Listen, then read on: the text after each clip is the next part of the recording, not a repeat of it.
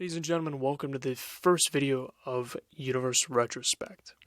In this series, I'll be covering select characters or periods of Universe Mode in a broad summary with the usage of just screenshots that I've taken as imagery.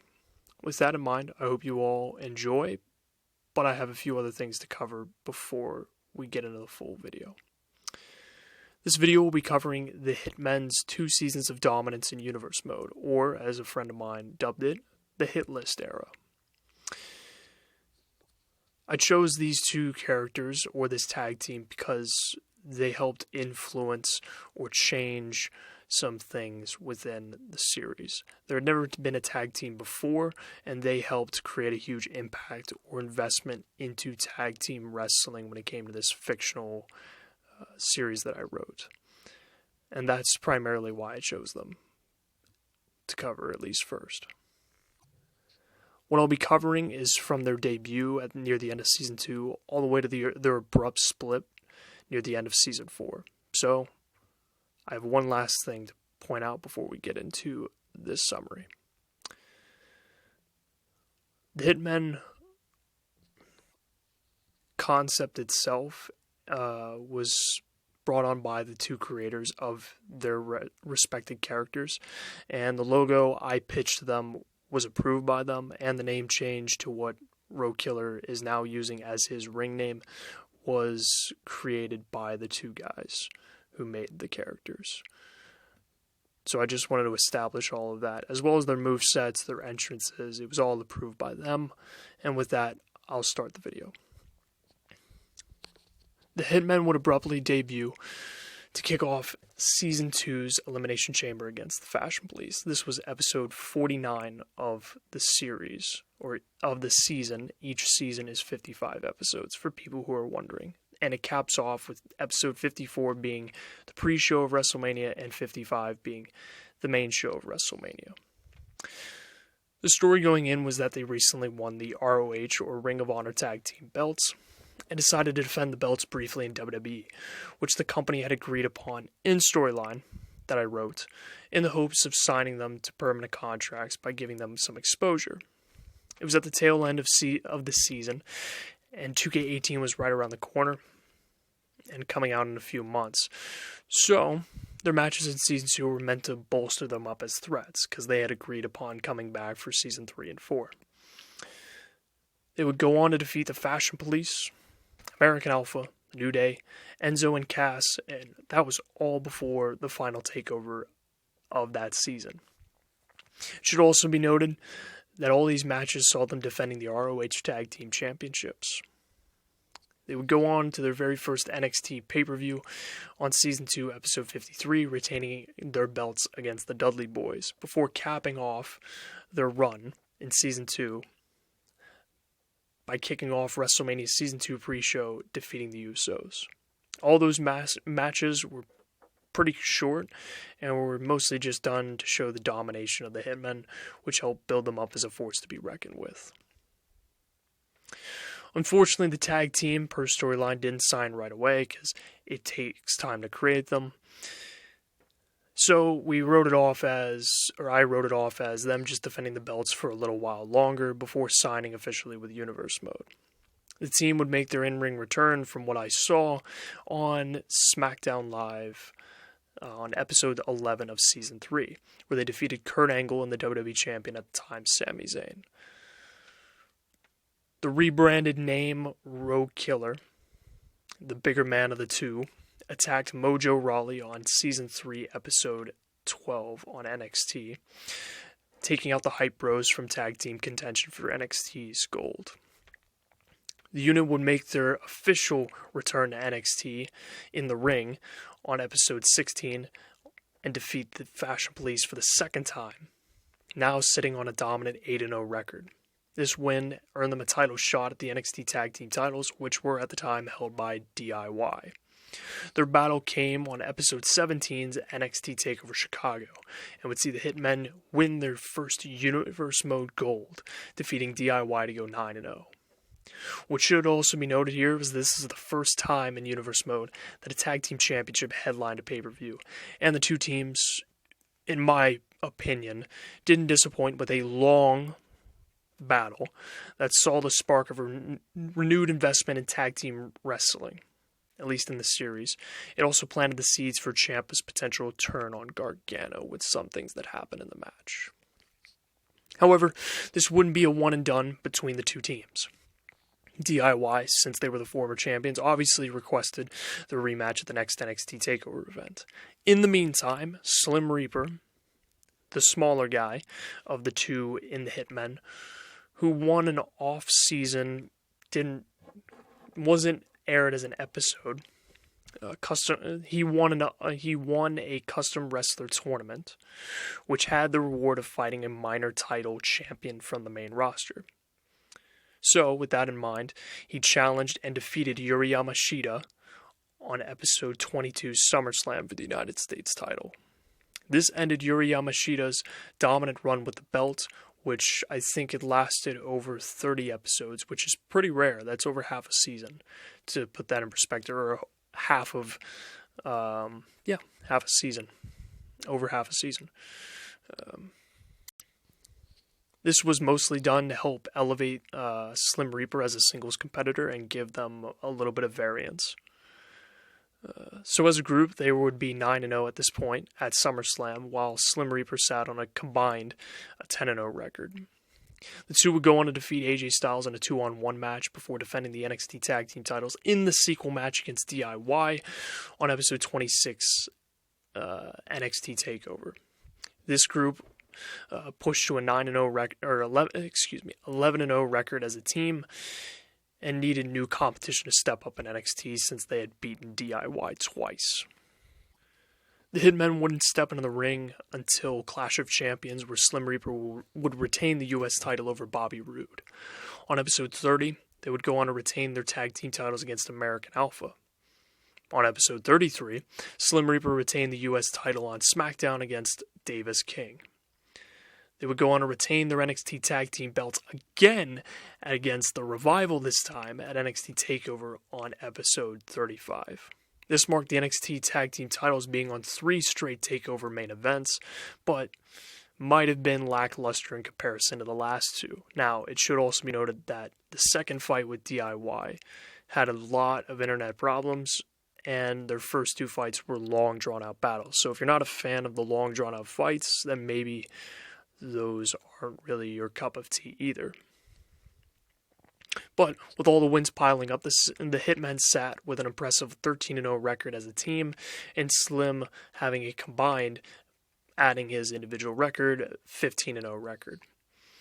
With the build-up toward the Royal Rumble closing in and Survivor Series the very next episode, questions lingered on who would eventually unseat the team from their perch, or if they would continue rising with their undefeated streak.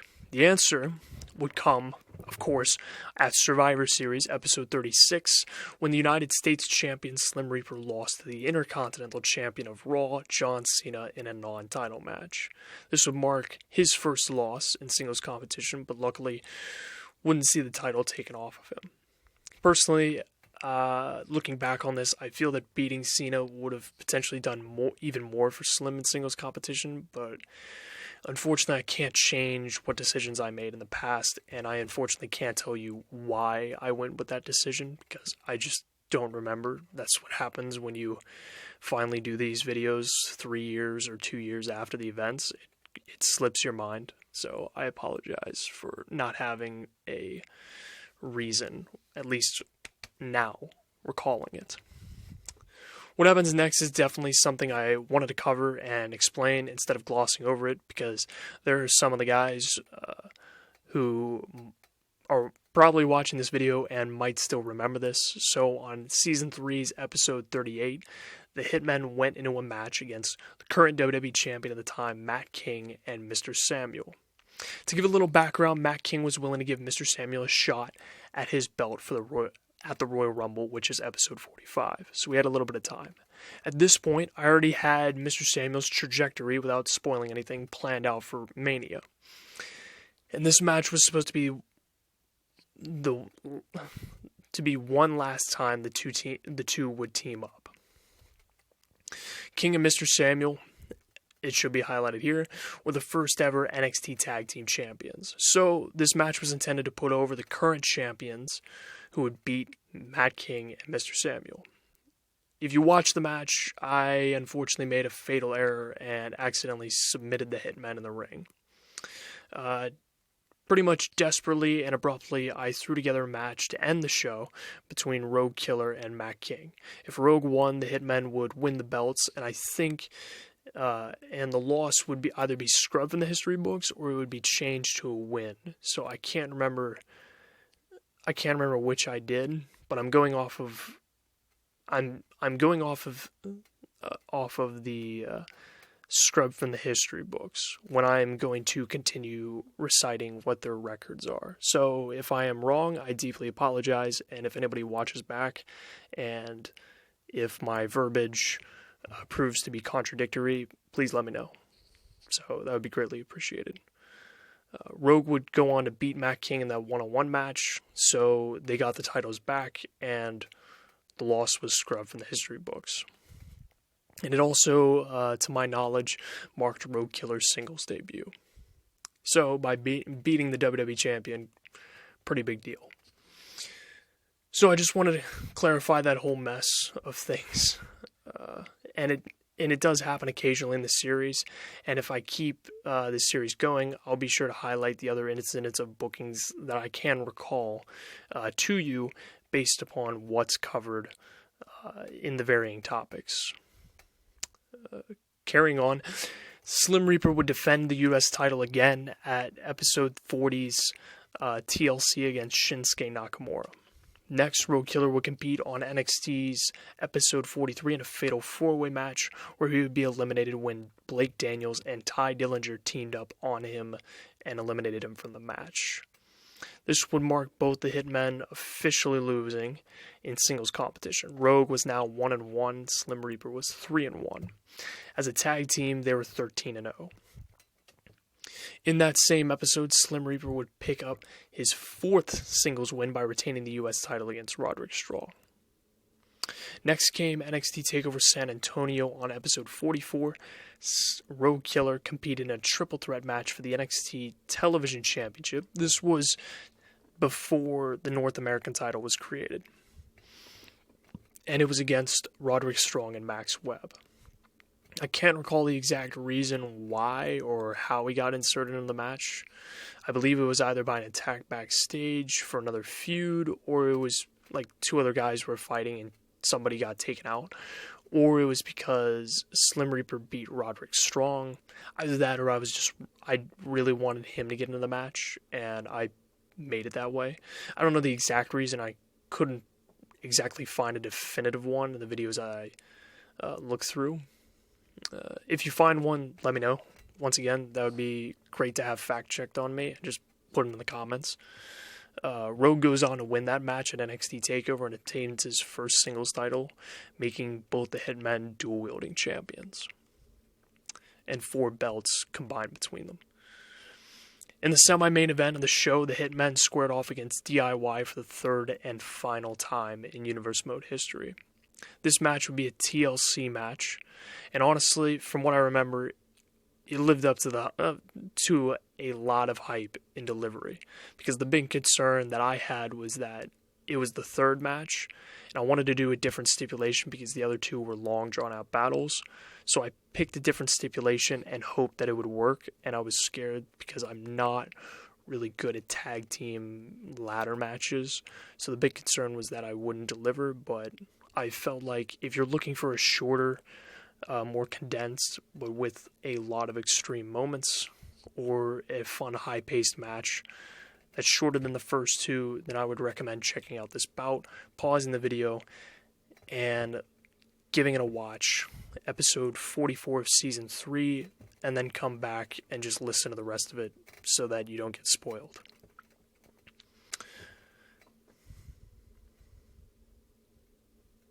You can do that now. 3, 2, 1. Okay, carrying on. The Hitmen would retain the NXT Tag Team titles on that show and would officially move on to a record of 14-0 in tag team matches. Beating DIY 3 times would later be remembered as arguably the best tag team trilogy in Universe Mode, despite DIY losing all 3 times. I'll actually stop. Okay. I'll officially stop part 1 here. I apologize for the awkwardness. I'm trying to read off a script. As this is the conclusion of the biggest feud, in my opinion, in their title reigns or their run of dominance. So far, they've been built up as this unstoppable unit up to this point, aside from their singles losses, and Slim showcased his abilities consistently as a singles competitor. They were some of the founding characters in the shift toward using long-term booking in NXT for customs to develop and win fans over before getting sent up to the main roster. Of course, they did split in time. They were splitting time between SmackDown and NXT. They weren't solely NXT, but it wouldn't be long before they made a full-time leap to the main roster, but that will be in part 2. I'm stopping here and not at that WrestleMania because it gets simplified or less convoluted, or in terms of just jumping around back and forth on who's fighting, because they have singles championships and tag team belts. It gets a lot more chaotic early on, but then it slowly gets more organized and simplified in the episode as we progress toward the end. But I felt like this was a big high point. Not their highest point, but in terms of just match quality, this was the peak and the end of the trilogy, and one of the best matches in their NXT tag, arguably the best match in their tag team title reign. So I felt like it was good to just stop here and take a break. Now, with all that in mind, thank you all for listening to part 1 of my summary of the Hitmen. I'm actually going to draft up part 2 of the script. I apologize for me fumbling over the script, of course, as I was kind of repetitive or losing my place. But I want to thank you guys for all the support, and I'm going to hopefully expand this series, keep it going, and to try and explain different stories. So if there's a topic or a specific time in the series that you want me to cover, put a suggestion down below and I will jot it down and get to work on it. But part 2 will come first, or I will aim for it to come first, just to give you guys a nice wrap up for the Hitmen. But I want to thank you all for watching part 1 of the Hitlist era, and I hope to see you all in part 2. And most importantly, as always, suit up, Mad Army. I'll see you all next time.